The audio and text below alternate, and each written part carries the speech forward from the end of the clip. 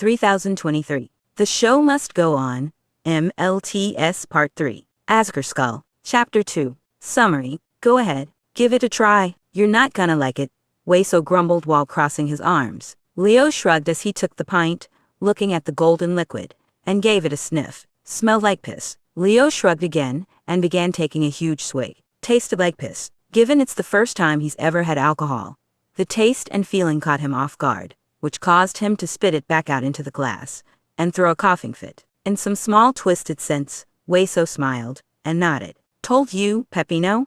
Wayso teased as he sat back down again. Leo did his best to suppress the urge to gag even more, trying to act tough though it was pointless. Wayso reached for something in his pocket. You know, when I'm feeling down, I use a more healthy and fun method. Notes. Oh, buddy boy, hold on to your hats. Again, this story covers some heavy topics. If you feel unsafe, stop reading and take a break. Stay safe. HeartFindowelpline.com. Refer to and notes for Chapter 2 trigger warnings. Spoilers may apply. See the end of the chapter for more notes. Chapter text. Leo woke up naturally. The light system was on, yet it was still quiet. Leo rolled onto his side and checked his phone. It was almost 9 o'clock in the morning. The day was August 6th. Another new day. All right, time to get up. As soon as the thought came to him, Leo felt an overwhelming sense of dread. He didn't want to get up. He didn't even want to be awake or alive. A new day only meant new yet unknown opportunities. There were things he needed to do and tasks to get done. And Leo didn't want any of it. Maybe later, he thought. Leo fell back asleep. He woke up again. This time, his stomach demanded to be fed. Aching and growling. A vivid yet dull pain he couldn't ignore. Okay, I'll just get something to eat. That's it. Another strong sense of fear washed over him. Go eat something was too vague of an instruction. First he'd have to get out of bed, use his crutches to get to the stairs, call for someone to help him. And he knows how he felt right now about touch. And it was just too much of a hassle. It was too much to handle. Maybe later, he thought, and he went back to sleep. Leo woke up yet again to the sharp sound of someone squealing and giggling. A low laughter followed along as well. They were having fun. Leo wanted to have some fun too. I'll go say hi once again. It was too much. Sleep was the only thing providing him comfort right now. When he's asleep, everything was numb. His feelings, his thoughts, his body. It all faded away. Just drifting in an empty void of rest. He just wanted to sleep forever. So back to sleep he went. Leo awakened bitterly. There was a firm knocking at the subway doors, ordering him to wake up. Leo rolled over to face it, trying to see someone through the window. It was a small, round-headed figure. Leo, are you in there? Mikey called out loud enough to be heard through the doors that muffled his voice. Leo really didn't want to answer, but at the same time, it'd be a dick move to ignore his little brother. He sighed with irritation. If Leo wanted to stop being such an asshole and be the better brother that he needed to be, the time to start is now. Yeah, Leo reluctantly shouted back. You've been in there all day. Are you feeling all right? Leo looked down and grabbed his phone to check how long he slept the day away. It was past 3 o'clock in the afternoon. His stomach resented him. Period. No, I'm not feeling so good, Leo called out. He tried his best not to let the tears dwell back after finally admitting he's not okay. Does your head still hurt? Yeah, it wasn't a total lie. The starvation was causing him a massive headache. Mikey paused for a moment. His shadow's mask tails bounced. Be right back, Mikey shouted as his silhouette fled from the window. Leo couldn't bother to wait. He closed his eyes, waiting to fall back to sleep. But before his mind drifted off, there was another knock at the door. Leo reluctantly opened his eyes again, to see the figure had returned. Leo, I'm back. Can you open the door? My hands are full, Mikey asked. Open the door. That's easy enough, right? That's all he had to do. Just open the damn door. But there were so many steps to it. He'd have to get up, grab his crutches, walk to the door, and then open it. That's too many steps. That's too much for him to handle. Okay, give me a minute. This was gonna suck. Leo slowly and carefully got up. That cold sense of dread punched him in the face. He wanted to flop back down, but Mikey was waiting for him. He then shifted his legs over the side edge of the bed. His mind felt dizzy, and his hands felt clammy, but he had to keep going. Leo grabbed hold of the ledge and pushed himself up, leaning on his uninjured right leg. His body began to sway, and the room spun. The urge to fall backwards onto the bed was incredibly welcoming, but not yet. He picked up his crutches, tucking them under his arms. With one swing, he crossed the narrow space and landed right in front of the door. Leo opened the door. There you are. I haven't seen you all day. Mikey smiled brightly. His ecstatic expression was rewarding for the endeavor Leo just did. He was no longer wearing a dull orange sweater or painter pants, but back in his usual fit. "Hey Mike, nice to see you," Leo said softly. Mikey strided into Leo's room, holding a tray in his hands. He sat down on the bed, calling Leo over. "All of that effort, just to get me back to bed." Leo smiled wider to hide the ironic irritation. He wobbled over and plopped onto the bed. Leo looked down at the tray. A pan de muerto sat on a plate next to a blue plastic cup of water and 2 pills. "Donnie said you probably needed painkillers again for your leg too. I also grabbed something for you to eat because I noticed you never ate yesterday, Mikey explained before he looked up at his immediate older brother. "Why didn't you say anything about that?" Leo's heart sank, desperately fighting back the tears again. "I guess I just forgot," he huffed out a chuckle. Mikey nodded and smiled. "I'll help you remember. Thanks, Mikey." Leo picked off a breadcrumb, expecting a train of thoughts telling him that you don't deserve to eat. Yep, there it is. He could feel Mikey stare at him expectantly. The youngest already caught on. Leo couldn't afford to keep playing the waiting game of starving to death. He took a bite. Holy fuck, it felt good to eat something again. He took another, then grabbed the whole piece and chomped down. A distant thought barked at him to stop, but Leo didn't listen. Food was such a chore for him right now. He deserved a break. Leo finished the bread within seconds, his stomach finally satisfied but not completely full. He ate enough at least. Leo glanced at the pills and water. He popped the pills in his mouth and chugged down the water. Back to square one, a disappointed thought grumbled. So close to death yet now so far. "How are you holding up? Feeling better after what happened yesterday, Mikey asked softly. Looked like Dr. Feelings hadn't clocked out yet. Yeah, Leo replied, wiping the water off his beak. "What happened? Did we say something to trigger it?" No, never. It wasn't your fault," Leo spouted out. "It was, I don't know, I guess I got scared by everything." "It was scary, wasn't it?" Mikey nodded. The ornate box turtle placed a hand on Leo's knee before Leo immediately flinched and scooted back. They both paused for a moment and stared at each other. "Sorry," Leo mumbled. "It's okay, I get it." "No you don't." "I don't either. Everything's just scary, Your body's still in fight or flight," Mikey spoke in his emotionally intelligent tone. "You got hurt and you're afraid of getting hurt again even when knowing that you're safe. But that's okay. You just need time to feel like your old self again." "Damn, Doc," Leo chuckled. "You read me like a book," Mikey laughed. "Ha, yeah, Dr. Feelings is here to save the day." He flashed a prideful grin and snapped finger guns at Leo. With a soft pew-pew, Mikey jokingly shot the finger guns at Leo and giggled. Leo playfully clasped his hands against his plastron and fell back dramatically. "Oh, you got me. I'm dead." "Blah," Leo said satirically. "Sniff.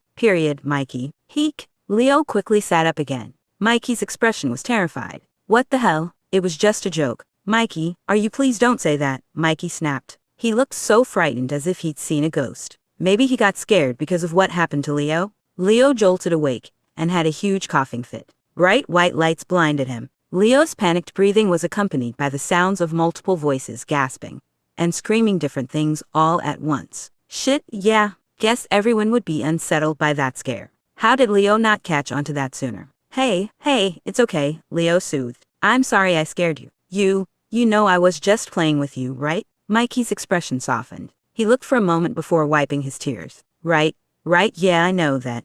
Leo hesitantly reached out an arm until his mind warned him again. He retracted his arm, unsure of what to do or say. Mikey huffed another laugh again. "Great, now we're both sad," he smiled. Leo nodded.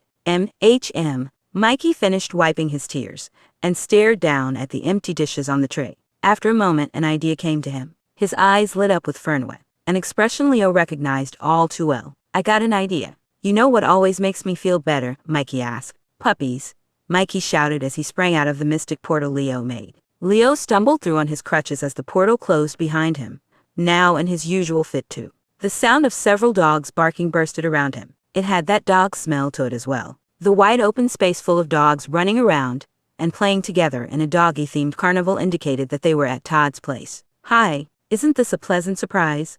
a chipper voice shouted over the sea of incessant dog barking. Todd waved over at them with a wide buck-toothed smile. Leo instantly regretted coming here. "Hey Todd," Mikey exclaimed, and wildly waved an arm in the air. It was harder to see his nerve scars glowing in the daylight. Mikey sprinted over as fast as he could while Leo tailed behind, trying not to trip his crutches on any canines. Why did Leo agree to this? He'd rather be back in bed. When Leo caught up to Mikey, And Todd, he noticed a little black dog growling and barking at him. Oh yeah, that's just Coca-Cola.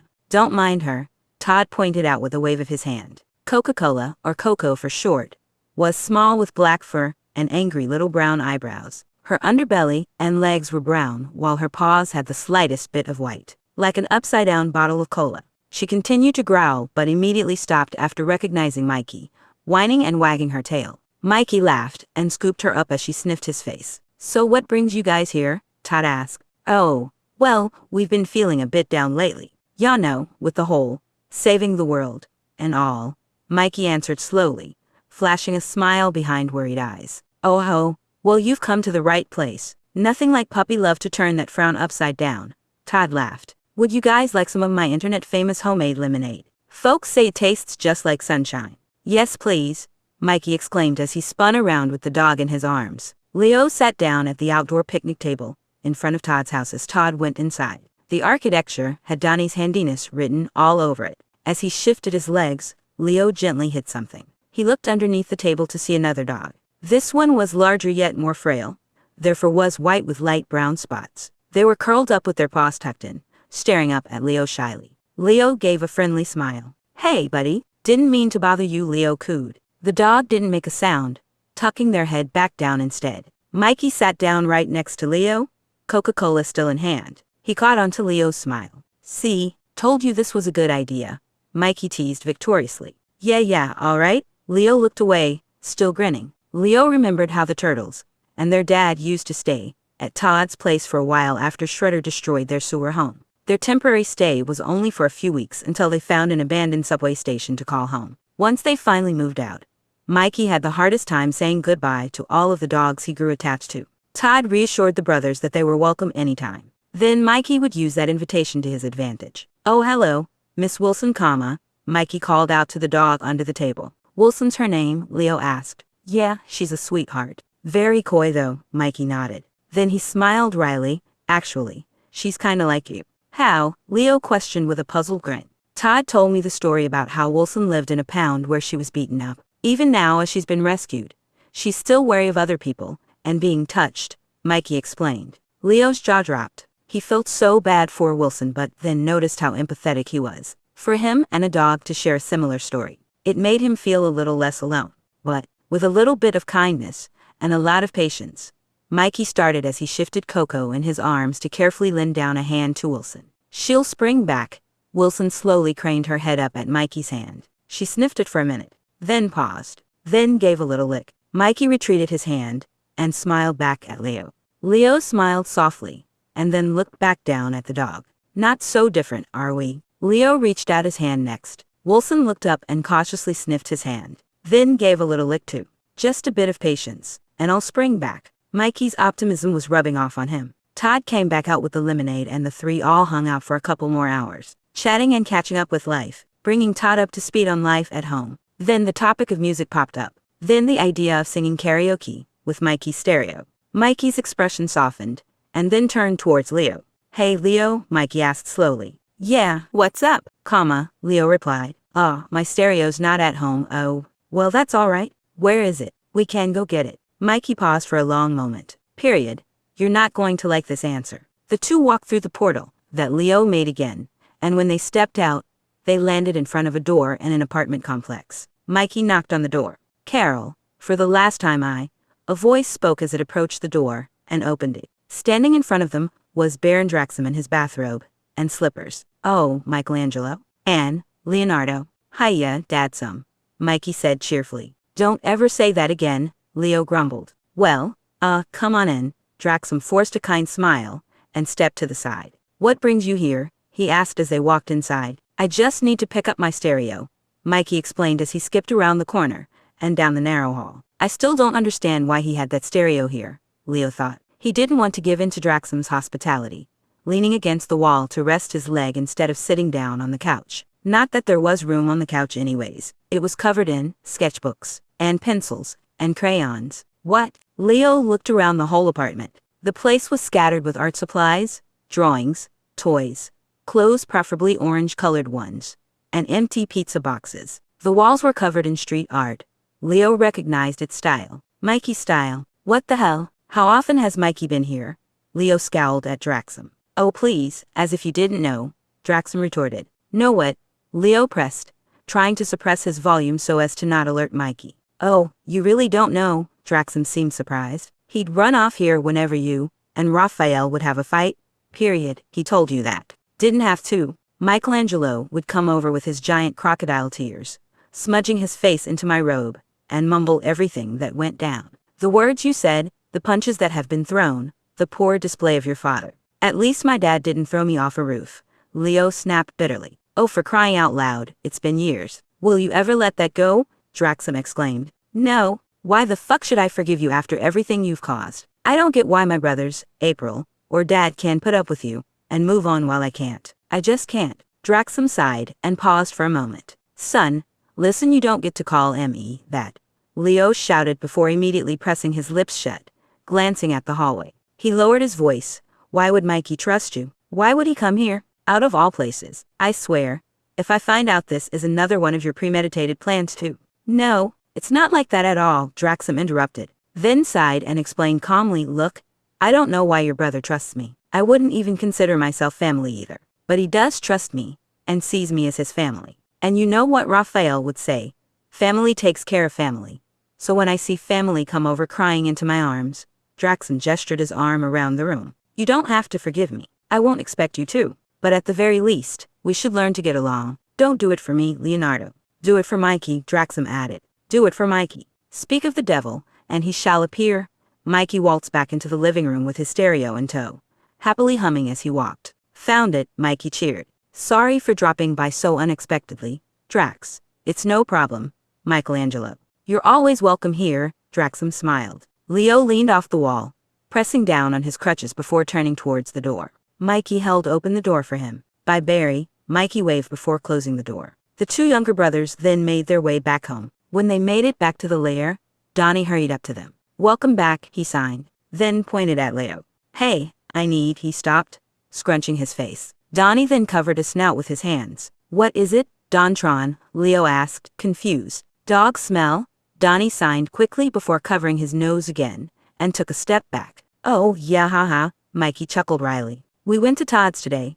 Donnie nodded in understanding. Bath? Now, he pointed in the direction towards the bathroom then walked away, shuddering at the stench. Leo and Mikey watched him leave, and then looked at each other. Both of them collectively noticed the smell, though it wasn't as strong as Donnie was making it out to be. Mikey shrugged and grinned. You can go first. I'll set up the karaoke machine in the meantime, Mikey said as he walked off to the TV room. Leo was left alone. Using his crutches, he made his way to the kitchen first, and used a plastic garbage bag and duct tape to cover his cast. Then he hobbled over to the bathroom. The bathroom in their lair was an old public restroom that's been renovated. The wall segregating the two binary sexes of society was torn down to make one huge bathroom. The stalls were stripped down to make room for their at-home appliances. There was a big basket of laundry sitting against the wall next to the washing machine and dryer. A large square bathtub was placed in the corner, big enough for Raph, and therefore anyone in their home, and was surrounded by a curtain.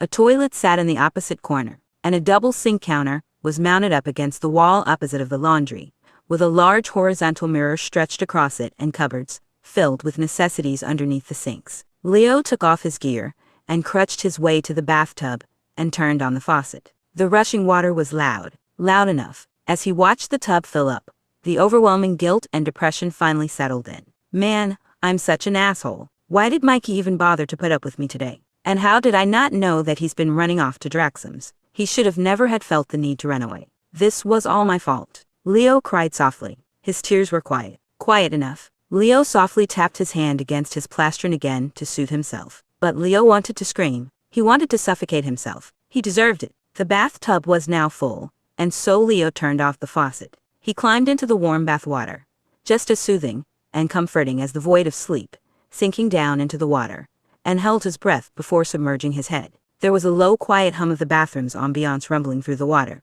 Leo listened and thought about who might be nearby. Music was playing from far away. Rap music, Mikey's favorite. Leo's lungs gave in, running out of time to hold his breath for much longer, and so he screamed. Boys or girls, said Chloe Price. A week had passed.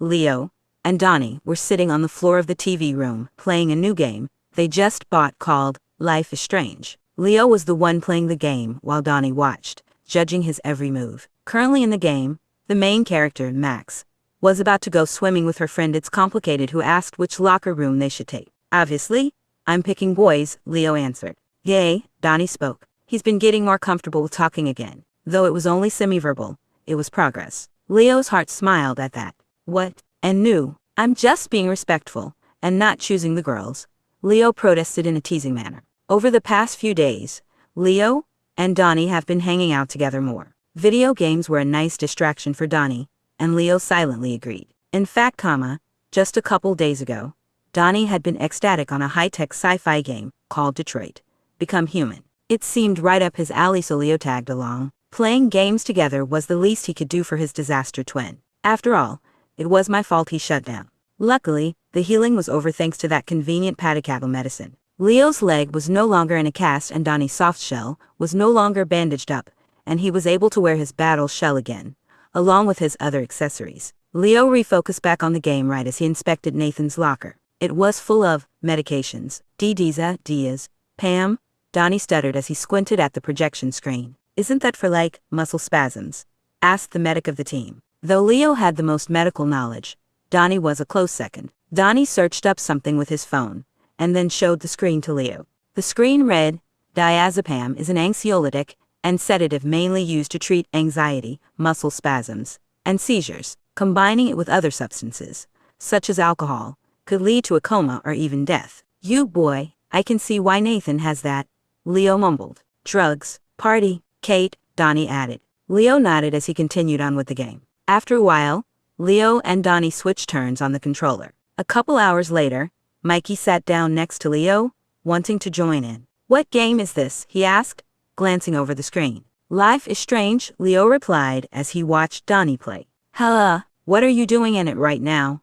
The youngest asked, stretching his head over to look at the second oldest. Crime, Donnie said without expressing anything. Mikey looked over at Leo to specify. Leo just gave a smug smile. Crime. Mikey gave them both a puzzled look, and then turned back to the screen. After a few more minutes, Donnie's wrist tech beeped. Donnie's face lit up with a rare excited expression. It's done, he whispered as Donnie sprang to his feet and ran out of the room. Period. What was that all about? Leo asked as Donnie took off. He shrugged and turned back to Mikey. Wanna play something else? He suggested, grabbing the controller. Sure, can we play that portaling game? There's a co-op, Mikey said as he picked up another controller off to the side, syncing it on. Mikey loved to play any games that had co-ops. Portaling game, Portal 2, Leo said as he browsed the catalog, and then started up the next game. The two began to play the game together. Obviously, Leo played the blue robot and Mikey played the orange robot. The Portal duo worked together to solve the various puzzles in the game. They reached a puzzle which required launching one of them through the air using the portal's momentum. Mikey placed a portal below Leo, and then above, sending Leo looping through, and gaining speed. Takes me back to the first time I used my Odyssey. Okay, now you're gonna throw the top portal on that wall. Make sure you use the top portal, or else I'll just hit the ground and lose momentum, Leo stated, pointing at the projection screen. Mikey's split screen didn't move for a moment, Leo assuming he was trying to figure out where to go. But then his POV spun around randomly with the sound of a clatter next to Leo. Leo raised a brow as he looked over at Mikey, who dropped his controller. Mikey didn't move, and kept staring at the screen. Then suddenly, he flinched. Mikey cried out in pain. Whoa, hey, Mikey, what's wrong? Leo exclaimed as he scrambled closer to Mikey. I don't know what's happening. My arms are burning. Everything's burning, Mikey screeched. Leo examined his little brother closely. Mikey continued to flinch, and wince occasionally, tears streaming down his face. Leo carefully reached for Mikey's gloves, pulling them off to see his arms. The scars were beaming brightly just as they were when the team returned home that night. With a flash of light, Mikey surged forward screaming. Then he sat there, curled up, trembling in agony. Michelangelo, Splinter shouted from the top of the stairs that led to the TV room. Dad, I need you to go get Donnie and Raph. Tell Don we need some painkillers, and get some ice too, Leo demanded. The medic was now taking charge. Splinter's eyes widened with severe concern. Of course, I'll be right back, he said before taking off again. Mikey continued to sob and quiver. Leo hesitantly reached out a hand. That fearful thought came to him, but then he remembered what Draxon said. Do it for Mikey. Sure, That may have been in the context of their relationship, but the phrase in general stuck with Leo like glue. Leo rested a hand on Mikey's shoulder. It took everything he got to not clench his hand into Mikey, tensing his shoulder instead. Do it for Mikey. Period. Why is this happening? I'm scared, Leo, Mikey whimpered. I know, Mikey. It's going to be okay, Leo whispered calmly. Here, Donnie shouted. He ran over to them. Raph was following right behind. Donnie, we need your help, Leo started before Mikey screamed again. Donnie and Raph were taken aback by that. Leo redirected their focus. You got the painkillers. Yes, Donnie nodded. He handed Leo a bottle of codeine pills. Leo opened it and shook out one pill before closing the bottle again. He held up Mikey's head, feeding him the pill. Splinter ran down with an ice pack in hand. Here you go, Splinter stated as he gave the ice to Leo. Thanks, Pops. Don't worry, Mikey. We'll have you feeling better in no time, Leo spoke calmly. The medic pressed the ice pack on Mikey's arm as Mikey gasped and winced again. His breathing was uneven, hyperventilating. Raph gently rested a hand on the youngest shell. Leo shifted the ice pack around, reaching up and down both arms. Everyone sat there in silence for a short while.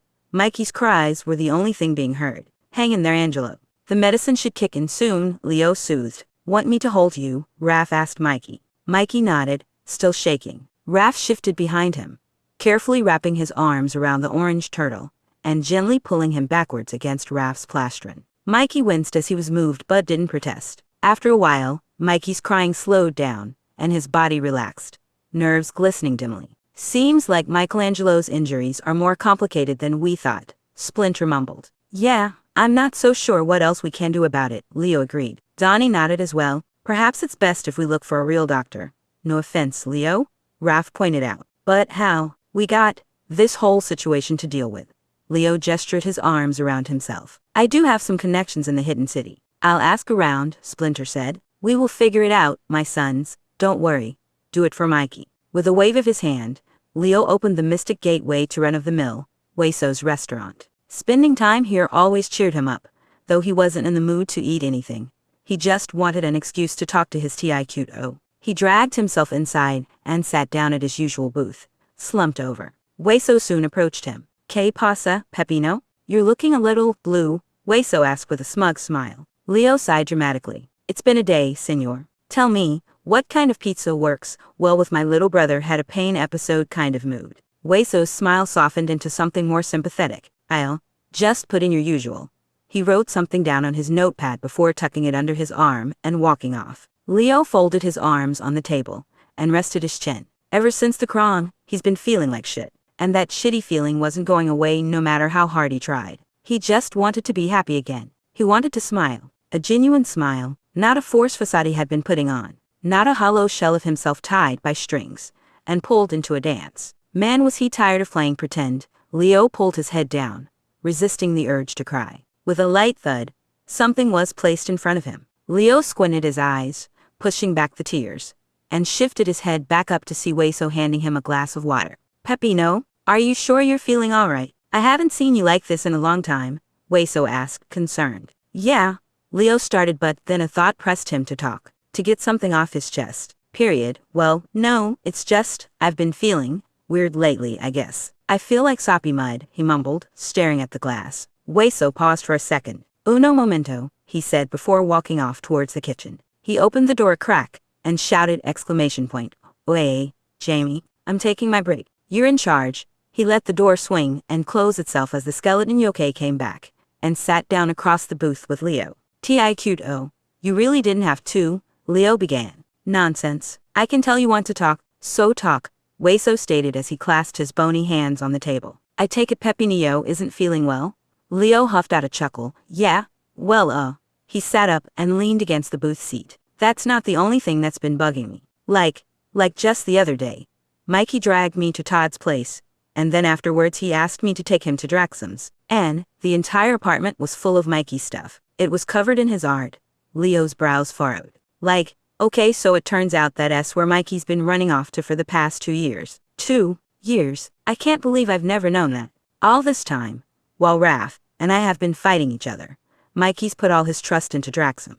How come he never came to us? Why is Draxum better than us? What makes his place so special? A Quirincha? Hueso cut him off. A what? Leo asked, now more confused than angry. Say, Pepino, Why is it that you came here looking to talk instead of going to your brother's? What makes this place so special? Wei-So raised a skeletal brow and tilted a skull. Leo blinked, pausing for a moment. Period.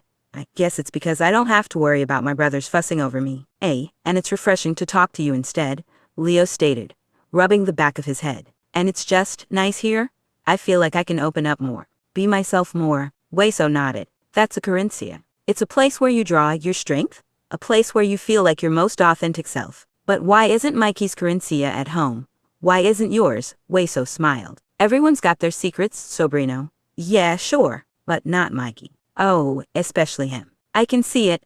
All your brothers have something to hide. Like your twin, Ejot. Okay, that's just Donnie. He's always like that. Maybe, but I've seen him go off into his lab, working tirelessly. He's made many great things, and I bet he'll share them with the world someday. Wei-So chuckled. Imagine.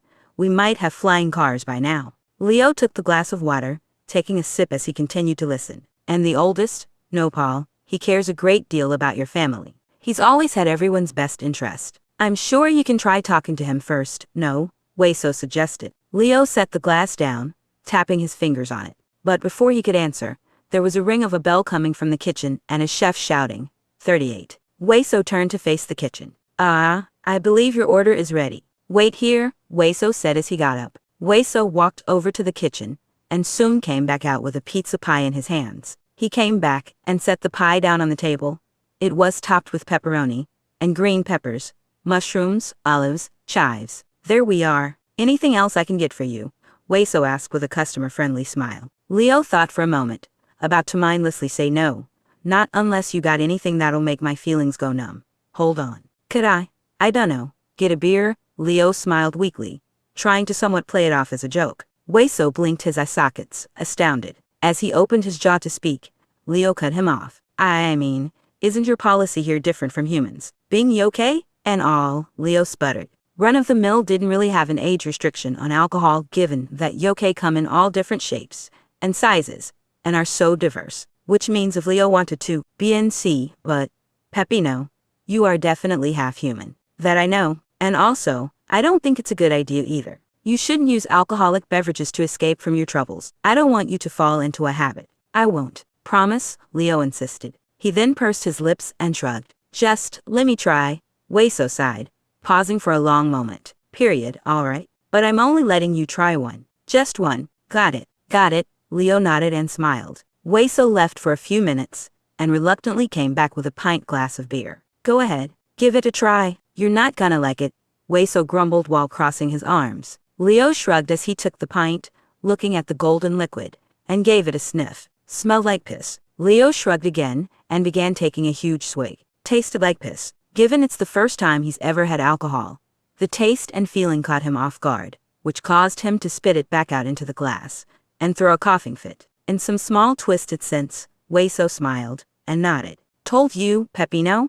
Wei-So teased as he sat back down again. Leo did his best to suppress the urge to gag even more, trying to act tough though it was pointless. Wei-So reached for something in his pocket. You know, when I'm feeling down, I use a more healthy and fun method. Wei-So pulled out his phone, and set it on the table, plugging a pair of headphones to it. He reached the headphones to Leo, who took it with suspicion, and placed it over his head and resting the headphone speakers on his tympanus. Wei-So tapped a few buttons on his phone before turning up the volume. The strums of an electric guitar began playing. The song was a mix of indie rock and pop. It was pretty catchy. What song is this? Leo asked. You'll see, Wei-So replied. As the song hyped, the Japanese Mexican turtle started to get the hang of the beat, nodding his head to it. Then the vocals chimed in. Soy quien soy, no preciso identificación, sé bien de dónde vengo y dónde voy, porque soy lo que soy, y no quien quieras vos.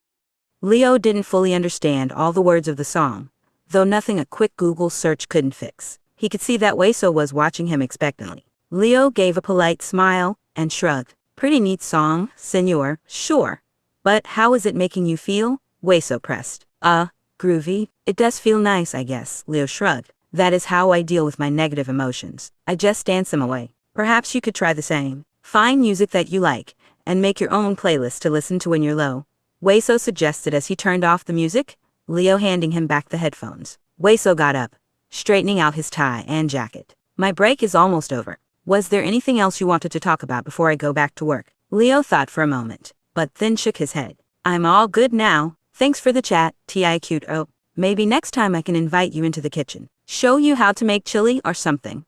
Weso smiled, adjusted his fedora, and walked off. Leo slouched back into the booth seat, staring down at the pizza in front of him. His stomach growled, pleading for some food again. Sometimes, he felt skinnier than all the other days. He sighed and took the smallest slice of the pie he could find, taking the smallest bite. Boy, I feel like shit. Leo glanced at the pint of beer next to him, tantalized. It was just sitting there right in front of him. Well, I shouldn't waste it, Leo thought. He picked up the glass and began sipping the beer more cautiously while now bracing himself for the bitterness. Surprisingly, it wasn't as bad as last time. Leo finished his slice of pizza and the pint, not really bothered to get the rest of the pie box to go as he placed some cash on the table and left quietly. On his walk home, he noticed how fuzzy the alcohol made him feel. He felt numb, and he liked it. Leo paused for a moment, considering.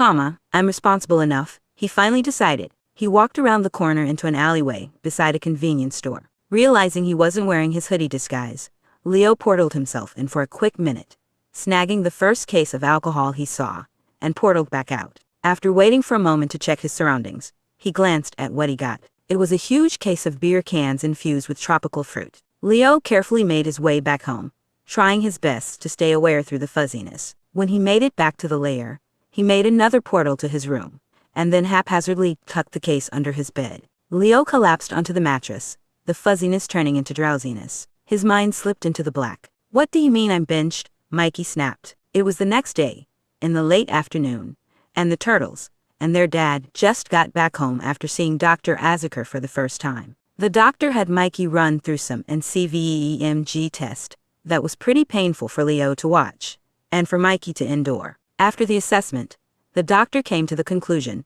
that Mikey's arms had an abnormal case of nerve damage, advising him to be careful when carrying out extracurricular activities, such as going on missions, and the older three brothers were about to head out on one. Come on, King, it's all right. This is just a temporary precaution, Raph said carefully with a smile. I'm fine. I'll be fine. You can trust me. We're a team. You can't be a team without me, Mikey whined. Of course not. We'll always be a team, Mike. But you heard the doc, it's too dangerous. We can't have you getting hurt, Leo explained. Watch, I can help?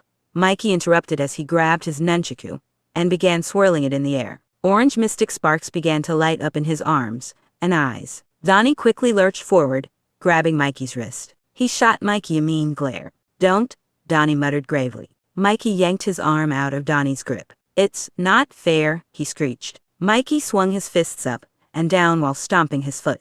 It's not fair. It's not fair. It's not fair. Michelangelo, cut that out. This is not a time for one of your tantrums, Splinter barked, pointing a finger at the orange turtle. Leo winced at that statement. Though it was true that Mikey was throwing a fit, which was different from something like Donnie's shutdowns, Leo can't blame Mikey for being upset. Today was one of the worst days ever for him. He had to endure those painful tests, get told about his new diagnosed condition, and then had to deal with the bad news that he'd have to be cautious about any activities that involved his arms, which included things like missions, skateboarding, cooking, and even art. Mikey was not happy. But what if you guys run into trouble? I mean, the Foot Clan's still out there, right?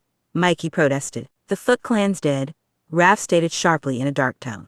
The sentence caught everyone off guard. Leo blinked for a moment before looking at Raph. He was slowly reaching a hand towards his scarred eye. Period, I saw it. They're done for, Raph mumbled. Leo's heart sank. He needed to think of something, and fast. He couldn't stand the upset looks on everyone's faces. Leo gathered up his face-man courage and stepped toward Mikey, taking a knee. He hesitantly placed a hand on his little brother's shoulder, once again trying not to tense his grip and settling for tensing his shoulder instead. Look, I get it. You want to prove that you're still useful, and trust me when I say that you are. Like Raph said earlier, it's only temporary. You'll see, this'll all fly over in no time. You'll get through it, Leo soothed, dropping his facade to show Mikey his sincerity. Mikey's eyes started to water as Raph approached and patted his head. Mikey quickly shifted and tightly wrapped his arms around the oldest. It's not fair, Mikey whimpered in defeat. Donnie walked over to Leo, pointing at his wrist. Gotta go, Leo nodded. All right, guys, vamonos. We'll be back soon, Angelo, don't worry. And with that, the three older brothers left, leaving Mikey on the bench. Later that night, Leo was in his room, sitting on his bed. He felt guilty about Mikey having to stay home now, instead of heading out on missions with the rest of the turtles. He's right, it is not fair. Everything was his fault. His brothers got hurt all because of his incompetence. Things just kept getting worse and worse. He deserved to suffer. He deserved to. In his hand, Leo was holding a kitchen knife. His doors were closed, lights were off, gloves removed. If this is the only way to get through to you, then so be it, a corrupt thought hissed. Maybe then you'll learn your lesson and finally be better. This is punishment. Leo's arms trembled as he held the blade against his forearm. 5 cuts on each wrist should be a suitable punishment. Leo grit his teeth, pressing the blade against his scaly skin, and then made the first cut. He winced, sucking air through his teeth, and trying his best not to make a sound. He cut again, more hesitantly. Don't be a coward now. He cut again, deeper.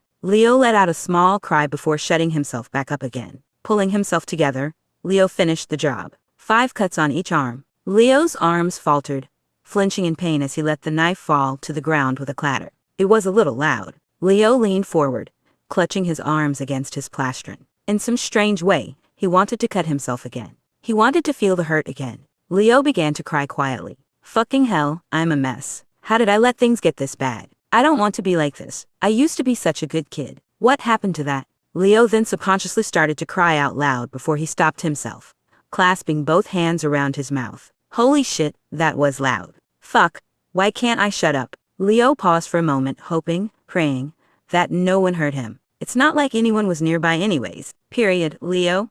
Someone spoke behind the closed doors. It was a large, bulky shadow. Fuck. No, Leo, are you alright in there? Raph asked as he started to open the door. No, don't come in. But it was too late. Raph opened the door with a puzzled expression that immediately shifted to a look of horror spreading across his face. Then it twisted into something with a slight hint of rage. Elio, what on earth is this? Raph scolded. SH. Please keep it down. Please. I don't want the others to know. Please. I'm sorry. Leo sputtered out in a panic. Why did you do this? Why did you do this to yourself, Leonardo? Are you insane? I know. I'm sorry. Raph, I'm so sorry. I'm sorry. Just please don't tell anyone. Please. Leo broke down, crying. He fell to the floor on his knees, sobbing uncontrollably. I'm sorry, he continued to cry. It felt like everything was over. As Leo kept on crying, Raph paused for a moment. Then Leo saw his footsteps leave the room, and closed the door. Leo's heart sank, feeling a huge pit dwelling up in his stomach. He began to hyperventilate, thinking Raph was on his way to tell everyone else. But then, Raph returned a couple minutes later. Alone, he sat down in front of Leo. Let me see them, Raph spoke in a low voice. Leo tilted his head up slightly to see that Raph was holding out his hand. There was a first aid kit on his lap. Leo shuddered, paranoid that Raph would snatch his arm by force. Calm down, he's not like that.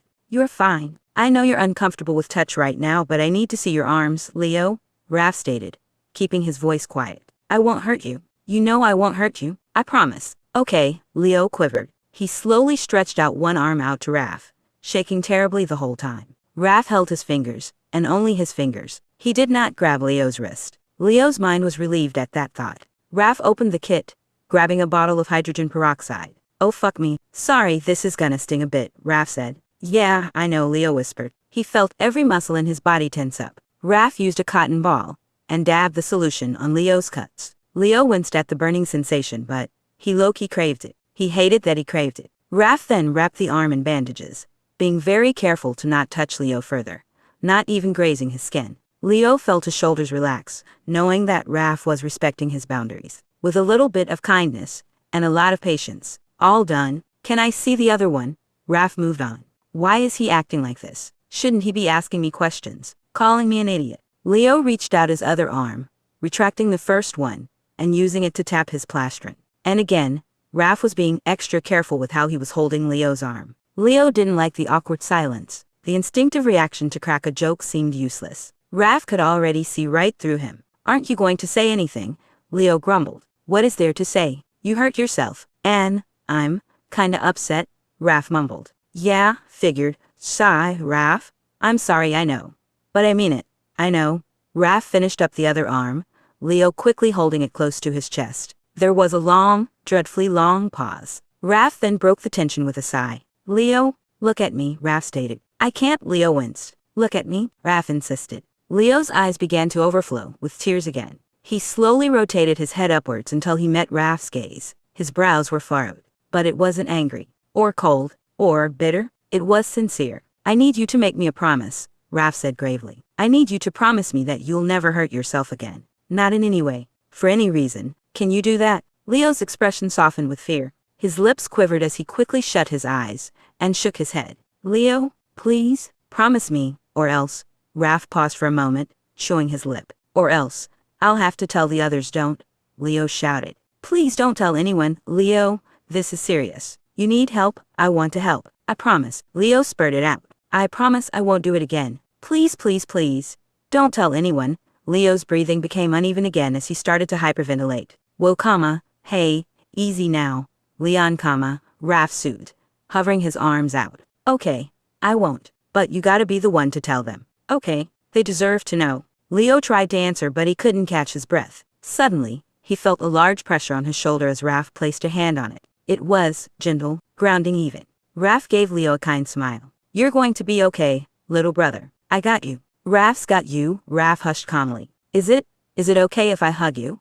Leo didn't make him wait. He lunged forward into Raph's embrace, wrapping his arms around his oldest brother as they stung a little. Raph carefully tucked Leo into the hug, holding him tightly. Every train of thought and inner voice screamed at Leo to get away, that he was in danger. But Leo tried his best to block them out. He just wanted to feel safe again. He just wanted a fucking hug. After having tensed his muscles this whole time, Leo couldn't keep them tensed up for much longer. He let his body relax, heaving out heavy sobs. He ducked his head closer into Raph's plastron as Raph took the sign to hug a little tighter. Suddenly, all of Leo's fears just melted away. For once, Leo didn't feel scared. He hasn't felt like that in a long time. After his brothers left for a mission, Mikey's whole day went by so slowly. It's never been quiet before. Not like this. Ooh, it's just a precaution, Mikey. Ooh, it's just too dangerous, Mikey. Mikey mocked in a high-pitched tone. He grumbled, yeah right. They all still see me as a child. I'm already 15 now. Mikey tried to take his mind off of things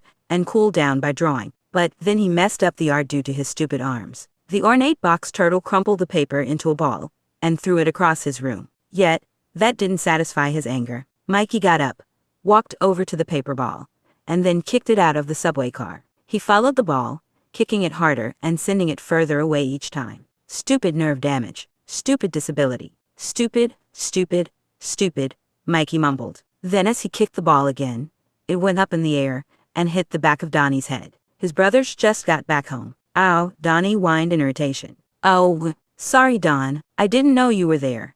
Mikey apologized, worried that his brothers might have heard what he was saying earlier. Leo reached down and picked up the paper ball. He unraveled it, looking at the mangled drawing. Leo's face scrunched with a twinge of sadness for a split second.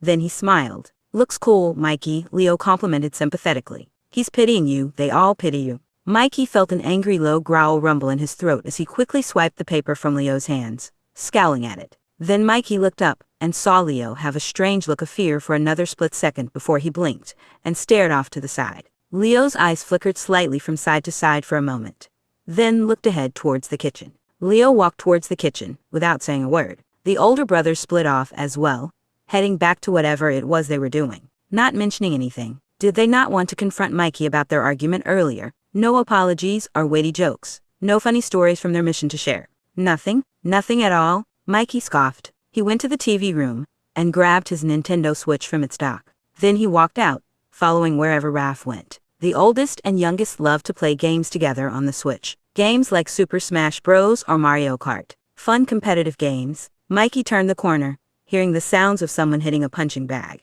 Though they had their own training room, which was right across from Leo's subway car, Raph kept some equipment in his room. It mainly started out that way because in the past 2 years Raph couldn't stand to be near Leo after a fight. Mikey entered Raph's subway car room, where his oldest brother was in a trained fighting stance, throwing formed punches at the punching bag. Hey Raph, Mikey called out. Raph didn't respond. He kept punching. It was hard to tell if he was angry or just practicing. How was the mission, Mikey asked slowly, stepping closer. Raph still didn't reply. Mikey got frustrated. Raph, Mikey shouted. Finally, Raph stopped and looked over at Mikey. Oh hey Mike, didn't see you there, Raph said, panting between sentences, and trying to catch his breath. "Do you want to play a game together?" Mikey asked, holding up the switch in Raph's face. "Oh, no thanks. Sorry, Mikey, I gotta train. Been out of practice since recovery," Raph grumbled. His expression soon turned fierce, glaring back at the punching bag. Raph continued his fighting stance, and went back to punching. Mikey tried his best not to frown, and then quietly left the room. Mikey decided to try to hang out with Donnie next, who was in his lab. As he walked over, he saw Leo out of the corner of his eye, stepping out of the kitchen. Leo glanced around him before quickly making a beeline for his room. Mikey didn't really pay much attention to it. Leo's been a lot more reclusive lately. Perhaps he just needed some space for a bit. He'll come around. As Mikey approached Donnie's lab,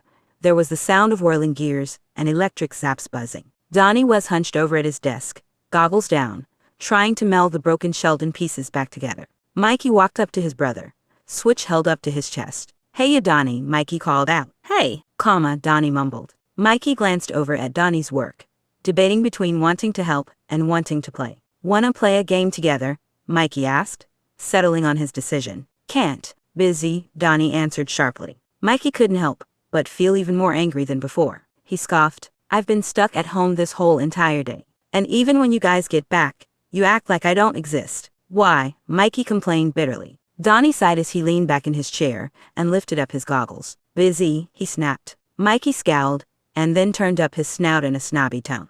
"Okay, well, since you're being a butt, I'm gonna pester Leo," Mikey shouted as he swiftly turned around and started to leave the lab. "Fine," Donnie replied as he returned to his work. Mikey strided with attitude as he made his way to Leo's room. As he walked across the lair, he distantly noticed that there were no sounds of a punching bag anymore. And as he approached the stairs that lead to Leo's room, Mikey heard people shouting. A large low voice followed by a strained higher voice. Mikey felt a hint of curiosity yet fear flutter in his heart. But before Mikey could take another step, Donnie placed a hand on his shoulder from behind him. "Never mind, let's play," Donnie said with an oddly warm smile on his face. Another shout was heard. Mikey looked over at Leo's room, before Donnie quickly wrapped an arm around him and guided Mikey to the TV room. "Mario Kart, wanna race?" Donnie smiled. Something felt strange. As they walked off, Mikey took one more glance behind him. For a second, he could see Raph walk up the stairs, and then head towards the medbay. Something felt very strange indeed. His older brothers seemed to be hiding something. Typical, Mikey thought. As the youngest, they still see me as an incapable child. Mikey hated secrets. The next night, Leo had another long and exhausting day. It wasn't like anything bad happened, but rather his mind kept reminding him of all the bad things that have already happened. Just over and over again. "Dang it, Leo, everything's not about you. When are you gonna grow up and start acting like a hero? My son, listen to your team. This is not about you. You're impulsive, you're arrogant, and you don't see that every decision you make could cost someone their life." Weak words, weak actions. Leo's breathing went uneven again. He pulled out his phone and threw on his headphones, playing some music. He turned up the volume on his phone as high as it could go, though it strained his tympanus. At least he couldn't hear himself think. He didn't want to think. He couldn't think. Yet it still wasn't enough. The music helped silence his thoughts, but not his feelings. "I just want to feel numb." Numb. Leo scooted off his bed and crouched down, holding up the mattress as he scanned his arm through the dark underneath his bed. Finally, his hand hit a box. Leo dragged it out, revealing the case of tropical beer that Leo had haphazardly snagged a few nights ago. Leo shrugged, ripping the cardboard case open. He grabbed the first can, leaning against his bed, and cracking the lid open. Smelled like fruit, tasted like piss, yet it still wasn't enough. Second can, then third, then fourth, fifth, sixth. His mind sank into the black. The lair's lights turned on, signaling the day. When Leo woke up, his mind stung with a throbbing headache. His phone battery died. He felt incredibly dizzy, nauseous, and most of all, miserable. It was only then did Leo realize he broke his promise. Only one day, and I broke it. No one could know. No one could know that he broke Raph's promise. Leo looked around at the empty cans and open case. He shoved everything under his bed before slowly getting up. His head spun and colors faded in and out of his view. He pulled himself together. "Wake, you lazy fucking shit. No one can know." Leo staggered up the stairs, leaning against the railing and shifting all his weight onto it. His stomach growled and churned. His throat was dry yet wet with nauseated burps. When he reached the top, Leo hurled forwards, clasping a hand over his mouth. Within moments, Leo darted for the bathroom. He collapsed on the floor in front of the toilet before immediately vomiting into the bowl. The booze only made the puke more vile. "Leo!" Mikey exclaimed. Leo looked over his shoulder and saw Mikey, still in his pajamas, in the middle of brushing his teeth. Leo must have not noticed him in the panic to make it to the toilet in time. Mikey spit out the toothpaste and put down his toothbrush before hurrying over to Leo. "What happened? Are you okay? Are you sick?" Mikey asked frantically. His loudness made Leo's head feel like it was going to explode.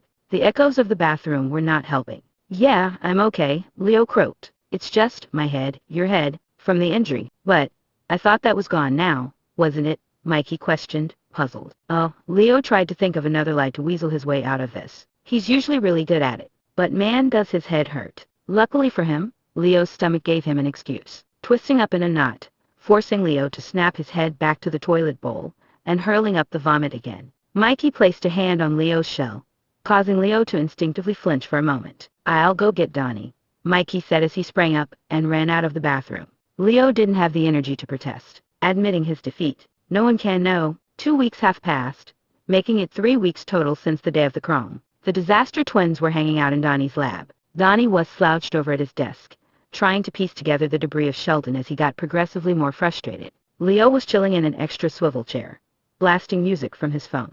He took Weso's advice and made a playlist of songs he enjoyed. In fact, he added songs that Donnie liked as well. It was a combination of all the songs the two enjoyed. While cautiously being aware of Donnie in the room, Leo rubbed his arms. The scar still stung a little bit. Ever since that night, Leo had not been doing a great job at keeping his promise, and the urge to relapse yet again was growing stronger. Though Leo had tried other options, like whenever Leo felt the urges, he'd get scared and would sometimes run to Raph for a hug. He was only comfortable with Raph touching him. Leo deeply knew it would take a while for him to trust the others like that again, though he was making a lot more progress. Donnie let out an irritated groan. "Nardo, can you turn it down a bit? I can't focus," Donnie shouted. He was back to talking like his usual self. Working on Sheldon seemed to have helped clear his mind a lot over the past few weeks. "Nah, bro, this is the jam. You can't disrupt the jam," Leo teased as he nodded his head to the music. Suddenly, the song got muted as Leo's phone was receiving a call. It was from April. "You were saying?" Donnie droned, raising a marker eyebrow. Leo scoffed, answering the call and pausing the music. He let the call go to speaker so that Donnie could hear. "Leon speaking," Leo chirped. "Hey, Sensei, it's Casey. Commander O'Neill let me borrow her." Casey paused. Then his voice shouted distantly in the background. "What's this called again? It's a phone," April shouted back at the other end of the call. Casey returned closer. "Right. A phone. Anyways, Leonardo, I have something to ask you. It's a message from you. Future you." "Future me?" Leo mumbled. Then spoke up. "What is it? Is there trouble?" "I'm not sure. But, Master Leonardo, what does grab a slice mean?" Casey asked cautiously. Leo's eyes widened in surprise. He smiled, knowing that his future self was still the same Leo. His smile turned into a smug grin. "I'll show you. So this is grabbing a slice." "I don't get it." Casey questioned as he took a slice of pizza from a box that Leo held out for him. It was sunrise. Everyone was on the rooftop with mountains of pizzas waiting to be devoured. "Wait for it," Mikey pressed on. Casey hesitantly took a bite. Then his eyes lit up with joy. "So much better than rats, the turtles," and April nodded in agreement, while Splinter felt slightly offended. "Hey." Leo wrapped an arm around Casey's shoulders. He shot Casey a wink. "The rest of the world we saved is pretty great too." Casey smiled. April slid in front of the group, using Splinter's tail as a selfie stick to hold up her busted phone. "All right, everybody, look up here." The shutter clicked. Casey asked to take a look at the photo. The rest of the group walked over the pile of pizza boxes, opening them up and grabbing a slice. "This is what we needed," Leo thought. He put on his playful facade, making a silly face which Mikey laughed at. Raph gave Leo a warm smile. Then April's phone chimed as Leo walked off with a slice in hand. From the background, he overheard the conversation. "April, you just got a message from someone named Cassandra," Casey said, puzzled as he handed the phone to April. "Whoa, looks like our friend, Cassandra, here has been busy," April exclaimed. "That's my mom," Casey shouted in surprise. He didn't sound too happy. "There goes the space-time continuum," Donnie stated. Everyone shared in awkward laughter as Leo heard Raph approach him from behind. Leo held up a smile as he sat on the ledge of the roof, nibbling away at the pizza slice. He, once again, didn't feel hungry. The slice barely had a bite taken out of it. "You did it," little brother, Raph congratulated as he sat down next to Leo. You really did it, he turned to face his brother with a sincere smile. I'm proud of you, Leo gulped, keeping his composure. This wasn't about me. It'll never be about me. The rest of the group caught up to them. It was about all of us doing what needed to be done. Because we're heroes. Raph chuckled. You said heroes, he teased. Mikey and Donnie shared a laugh in the background as Leo's facade dropped for a second, eyes widening. Then he smiled, holding the slice up to his brothers as they slightly smushed them together in a cheer. Raph ate his slice while Leo set his down. Everyone looked out over the glorious view of the city. There it is, gentlemen. Our home. What a town, Donnie stated as he crossed his arms. Beautiful, Mikey agreed. And if it needs defending, we'll always rise to the challenge, Leo said. Even if I'm not there with you, you don't need me. Speaking of which, you know what challenge I'm gonna rise to. Raph started. Then suddenly, he pushed Leo's head down in a teasing manner, beating that record. With the shove, Leo felt startled, anticipating another flashback. Attack, paranoid thought. Just something bad to happen because bad things had always happened, and Leo knew that it was going to happen, but nothing happened. He felt fine, safe, and happy. He shrugged it off quickly, watching everyone run off behind him. No way, no, okay, fine. Leo rolled his eyes and ran off after them. Everyone gathered all the pizza boxes, and more, and stacked them all on top of Raph's head. Everyone cheered him on with excitement as Raph stumbled and made his way to the top to beat Leo's pizza box stack record. Hold still, ow, you poked my eye. I said hold still. It's hard to do that when you're poking my eye. Well, it's hard to apply your eyeliner if you don't hold still. Leo sighed as he rolled his eyes before proceeding to hold still, keeping his eyes opened as Donnie meticulously worked on Leo's new look. After getting back home from the pizza party, Donnie ran into his room and practically transformed into a newer version of himself, with an oddly bold look. His nails were painted black, and he had a fancy eyeliner design that seeped over his mask as well, looking like a frowning crescent moon with 3 dotted lines under the eyelids. When Leo walked in Donnie's room, he was quite stunned yet intrigued by it, and when Donnie asked Leo if he wanted to join too, Leo couldn't find it in him to say no to his twin. I'm just doing this for Donnie, Leo assured himself, because when he said yes, Donnie's face lit up with excitement. He seemed pretty happy. Without moving his head, Leo glanced down at his newly painted black nails, having second thoughts, and wondering if this was a good idea. There, how's that? Donnie said as he put the eyeliner down and held up a mirror to Leo. It looked really cool. Leo's heart smiled at it. Hey, aye, not too bad, hermano. Donnie shook his fists ecstatically like maracas in a stem. He bounced up from his bunk bed, climbing down the ladder, and running out of the room. Hang on, I got an idea. Leo waited in Donnie's subway car. He took a closer look at his makeup, and the black nail polish on his fingers and toes. The little triangles around his eyes reminded him of the sun. He really liked the look, knowing that he'd have to figure out how to do it himself if he wanted to keep it. The thought of constantly poking his out though freaked him out. Donnie hurried back into his room, with a small paper bag in his hands. He tossed the bag up to Leo, and then climbed up the ladder, sitting back down. Donnie took the bag and reached in, revealing a handful of small black boxes. Donnie opened one of the boxes, which held an assortment of silver moon and star earring jewelry. I got these a while ago, and I was wondering if we could, decorate our mast tails with them. Like human ears, Donnie suggested. Leo made a long, audible gasp. You are a fucking genius. I love it. Let's do it. Thanks for pointing out the obvious, Donnie stated with a smug look. The disaster twins then helped each other pierce their mast tails,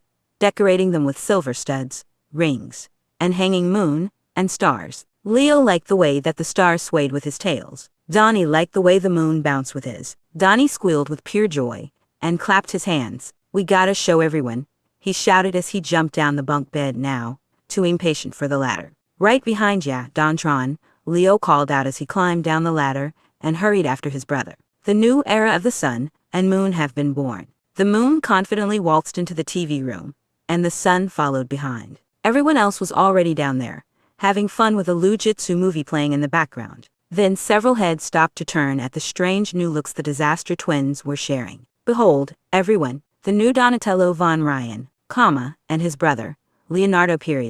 Donnie gave a gracious bow from the top of the stairs. Everyone paused for a moment, staring, then bursted out into laughter. You guys look like that Schecter Peace kid who blew up that middle school, Mikey shouted. Yeah, you guys look more ridiculous than your granny costumes, April cackled. Hortense says fuck you, April, Donnie grumbled as he and Leo walked down the stairs to join the group. It's certainly something, Casey stated, a bit confused. I like it, Raph shrugged. It's nice to see you guys bonding. Hey, I'm just doing this because Donnie asked me to, Leo stated very clearly. He felt a bit embarrassed by everyone's reaction, but this facade helped him hide from what he actually felt. Leo found the new look oddly comforting. He liked it and it felt nice. Something that felt nice that wasn't cuts or booze, though Leo would never admit it out loud. And besides, it makes Donnie happy. That's what mattered. As everyone was talking amongst each other, Leo noticed Casey in the corner, holding April's phone. He looked a bit down. He was staring at something on the screen.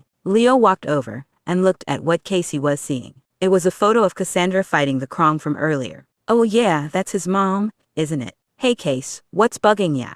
Leo asked as he wrapped an arm over Casey's shoulder. Oh, hey Leo, it's nothing. It's just, Casey paused for a moment, gathering his composure. I just never thought I'd get to see her again. Well, why don't you go say hi? We can't help, April chimed in, overhearing the conversation. What? No. I can't do that, Casey stammered, a bit panicked. Well, slow down there, Junior. Don't worry, Raph said, joining in. How come you don't like her?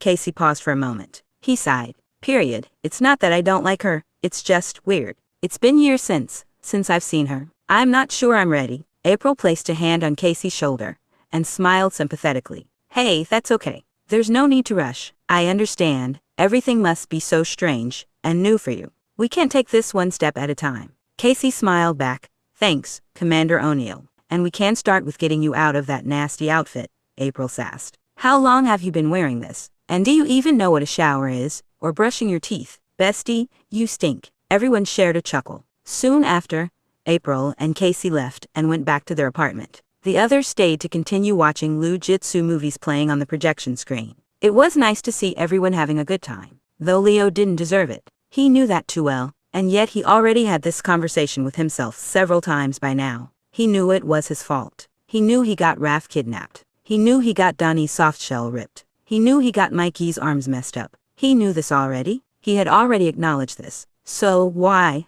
wouldn't his mind just shut the fuck up? Why wouldn't it leave him alone? He knew what he did wrong. He didn't want to hate himself.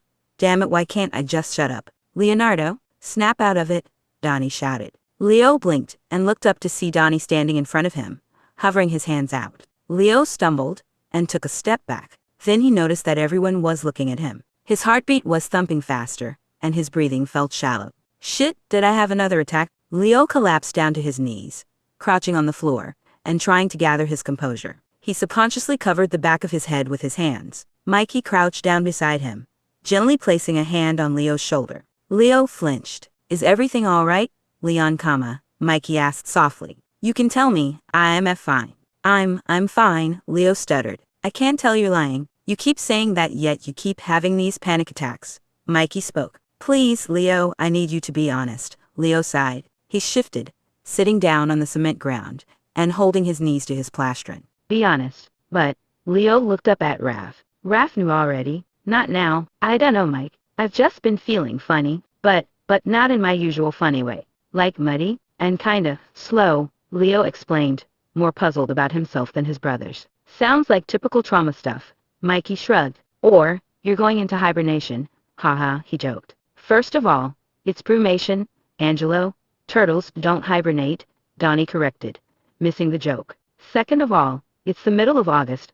Leo tugged his head closer down. He wanted to curl up into a ball, or tuck into his shell like Mikey does in order to hide from this conversation. He didn't want to be here. He didn't want his family to waste another pointless breath on him. My son, Splinter spoke. He reached over from behind Leo, placing a small rodent hand on his shell. I understand how difficult the Krong situation must have been for you. But understand that we're here for you. Whenever you need us, I'm here for you. Leo wanted to protest, but he could never argue with his dad. Leo had always appreciated his father's insight more than anything. In almost every scenario, Splinter had always been his voice of reason. But still, Leo was tired of this. He got up, walking towards the stairs. I'm going to bed. Good night, Leo mumbled as he left. The night settled in. Splinter went to his subway car, which was right next to the TV room. Mikey seemed rather tired than normal, so he was the first to fall asleep. Then Donnie clocked in for the night as well. Raph said that he was going to stay up for a bit. Leo laid there on his bed, listening to passing conversations that gradually turned silent. Yet his mind didn't sink into the black. Notes: TW, eating disorder, ARFID, mentioned animal abuse, very brief, suicidal thoughts, alcoholism, implied medical trauma, self-harm, emetophobia, and worst of all, MS. Take a breath if you need to. Stay safe. HeartFindowelpline.com. Shout out to my dogs, Lady Wilson and Coca-Cola.